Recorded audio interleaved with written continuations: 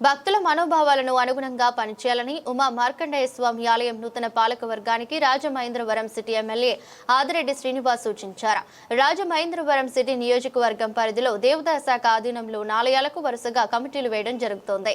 ఈ కమిటీలో భాగంగా నగరంలో అతి ముఖ్యమైన ప్రాచీన దేవాలయమైన గోదావరి ఘాటున ఉన్న శ్రీ ఉమా మార్కండేయ స్వామి ఆలయానికి నూతనంగా నియమించబడిన కమిటీని రాజమహేంద్రవరం సిటీ ఎమ్మెల్యే ఆదిరెడ్డి శ్రీనివాస్ ఆదివారం తిలక్ రోడ్లోని నగర టీడీపీ కార్యాలయంలో నగర టీడీపీ కమిటీ కోశాధికారి శెట్టి జగదీష్ తో కలిసి వెల్లడించారు.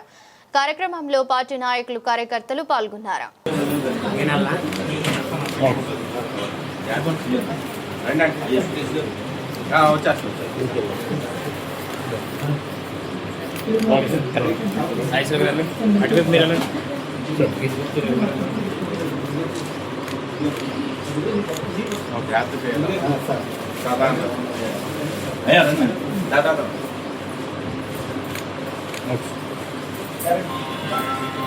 ఇది ఏవో గారు మిస్టేక్స్ కొన్ని ఉన్నాయి. బంగారం కాదు, బంగారు అని సరి చేసుకుంటున్నాం.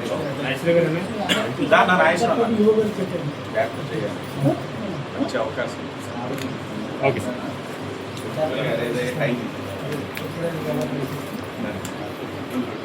పర్వాలేదు, నేను మాట్లాడతాను. నన్ను డిస్కస్ చేయడం ఏంటన్నది చేసి చెప్తాను.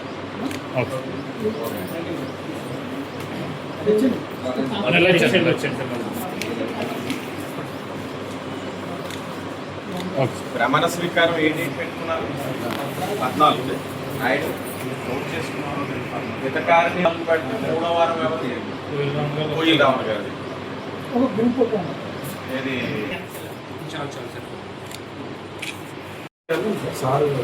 వెనక్కు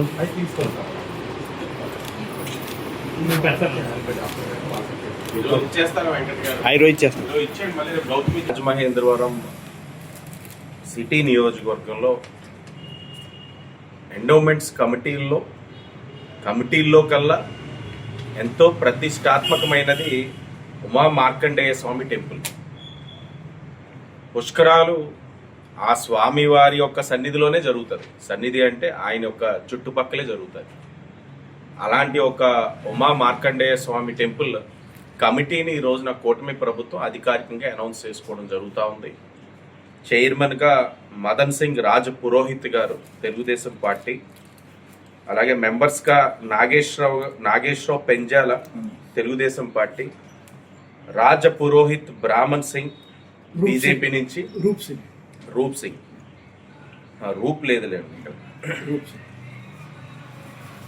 రూప్ సింగ్. ఓకే, అయితే టైప్ ఉంది, చూసుకోండి.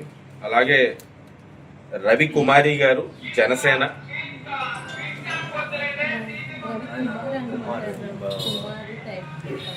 రవి కుమార్ రాలేదు, ఆయన వచ్చారు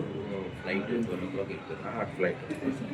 అలాగే పద్మావతి గారు, తెలుగుదేశం పార్టీ.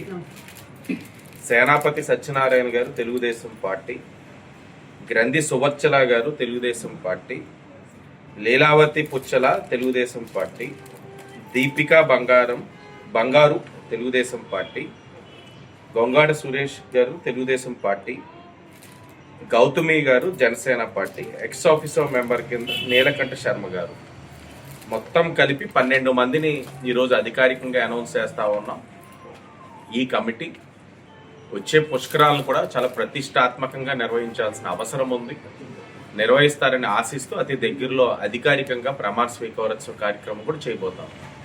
మొత్తంగా 14 ఎండోమెంట్స్ కమిటీకి గాను ఈ కమిటీతో కలుపుకొని 12 కమిటీలు అనౌన్స్ అవ్వడం జరిగింది. 12లో సుమారు 9 ప్రమాణ స్వీకారం కూడా అయిపోయింది. ఇంకొకటి గౌతమి జీవకారిని కూడా నిన్ననే అనౌన్స్ అయింది. ఇంకా చందా సత్రం ఒకటి మిగిలి ఉంది. అంటే కూటమి అధికారంలోకి వచ్చిన తర్వాత ప్రతి ఒక్కరిని గుర్తించాలి. రాజకీయంగా వారి యొక్క ఎదుగుదలకి కూటమి సహకరించాలన్న ఆలోచనతో ఇవన్నీ పదవులు కూడా ఇస్తా ఉన్నాం. మేము కోరేది ఒక్కటే, ఏదైతే దేవాలయాల యొక్క ఆధ్యాత్మికతను కాపాడుతూ స్వామివారికి సేవ చేస్తూ భక్తులకి మెరుగైన సేవలు అందించే కార్యక్రమం ఈ యొక్క కమిటీ చెయ్యాలని మనస్ఫూర్తిగా కోరుకుంటూ ఈ సందర్భంగా ఒక విషయం తెలియజేయాల్సిన అవసరం కూడా ఉంది. గత పాలకులు ఏదైతే వైఎస్ఆర్సీపీ వాళ్ళు ఉన్నారో ఈ యొక్క దేవాలయ పరంగా క్షమించరాని నేరం చేస్తున్నారు. ఆ క్షమించరాని నేరం ఏంటి, ఏ విధంగా ఈ కూటమి ప్రభుత్వం వచ్చిన తర్వాత ఈ 15 నెలల్లో కష్టపడి ఆ ఒక్క తప్పిదాన్ని సరిచేసామన్నది కూడా అతి దగ్గరలో అధికారికంగా తెలియచేసే కార్యక్రమం కూడా శాసనసభ్యుడిగా నేను తీసుకుంటాను కూడా తెలియజేస్తూ మరొక్కసారి వీరందరికీ కూడా అభినందనలు తెలియజేస్తూ ధన్యవాదాలు.